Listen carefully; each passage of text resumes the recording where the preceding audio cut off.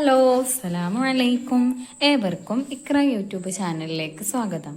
സൂറത്തുൽ ഖാരിയയിലെ 1 മുതൽ 11 വരെയുള്ള ആയത്തുകളും അതിൻ്റെ നിയമങ്ങളുമാണ് ഈ ക്ലാസ്സിൽ ഉൾപ്പെടുത്തിയിട്ടുള്ളത്. ബിസ്മില്ലാഹിർ റഹ്മാനിർ റഹീം. ബിസ്മില്ലാഹിർ റഹ്മാനിർ റഹീം.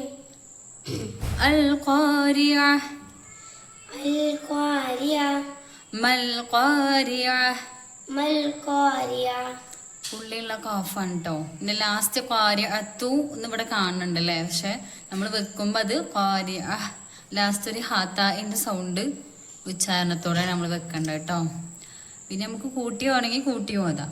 അൽ ഖാരിഅത്തു മൽ ഖാരിഅ, അങ്ങനെ ഓതാം. അൽ ഖാരിഅത്തു മൽ ഖാരിയ.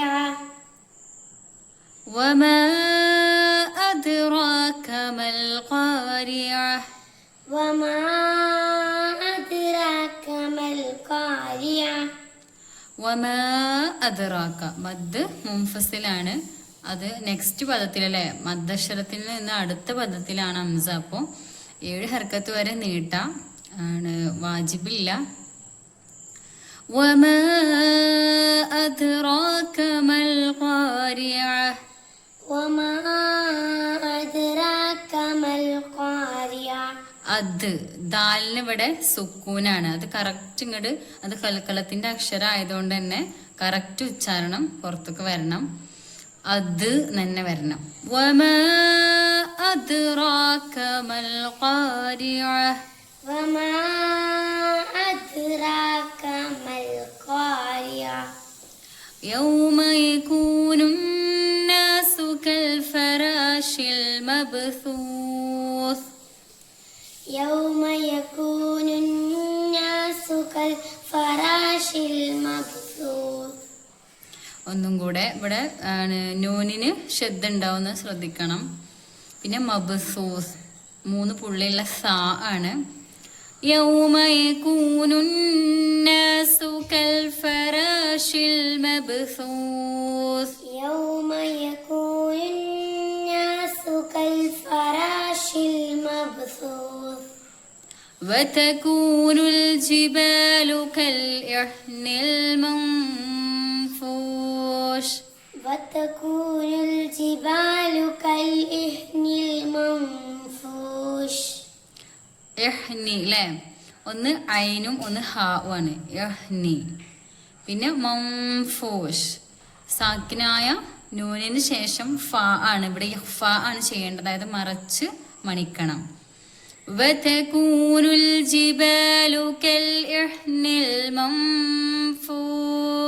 വതകൂനുൽ ജിബാലു കൽഇഹ്നിൽ മൻഫൂഷ്. فأما من ثقلت موازينه. فأما من ثقلت موازينه.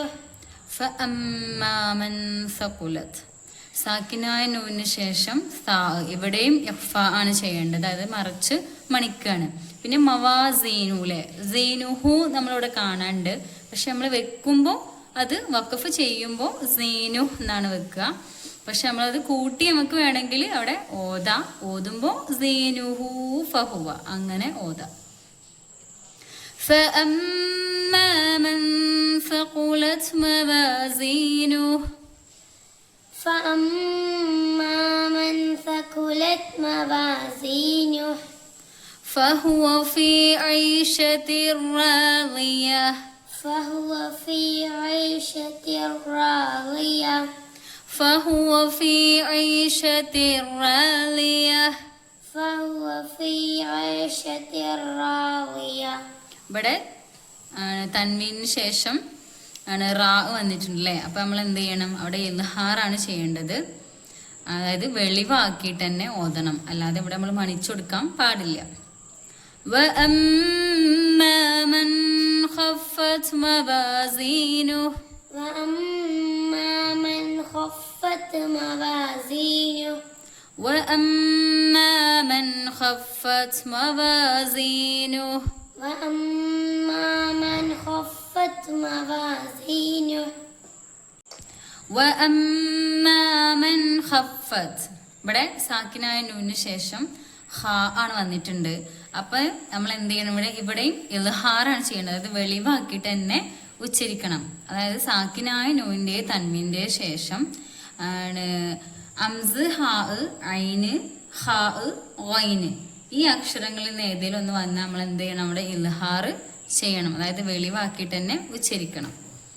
وَأَمَّا مَنْ خَفَّتْ مَوَازِينُهُ وأما من خفت موازينه فأمه هاوية فأمه هاوية فأمه هاوية فأمه هاوية وما أدراك ما هي وما أدراك ما هي വമാ ഇവിടെ മദ് മുൻഫസിലാണ്. കാരണം മദ്ദക്ഷരത്തിന്റെ ശേഷം അടുത്ത പദത്തിൽ അംസയും ഇവിടെ ലാസ്റ്റ് മദ്ദക്ഷരമാണ് വന്നിട്ടുള്ളത്. അപ്പോൾ ഇവിടെ മദ് മുൻഫസിലാണ്. 7 ഹർക്കത്ത് വരെ ഇവിടെ നീട്ടാം.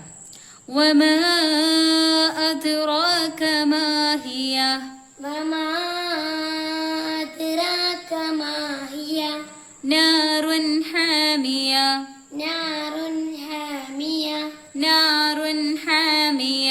نار حامية ഇവിടെ തൻവീന് ശേഷം ഹ ആണ്. അതുകൊണ്ട് ഇവിടെയും ഇൽഹാറാണ്. നാറുൻ ഹാമിയ എന്ന് പറയാൻ പാടില്ല.